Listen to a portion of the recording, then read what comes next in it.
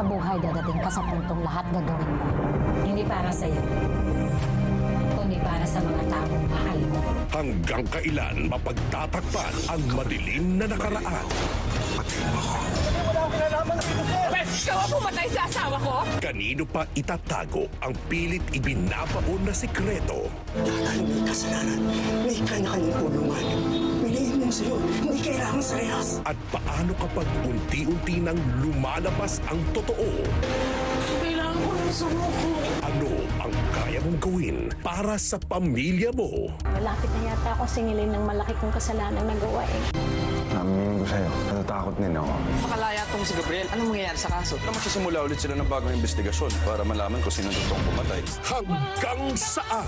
Weekdays, 3:45 p.m. Dito lang sa Jeepney TV. Enjoy ang trip!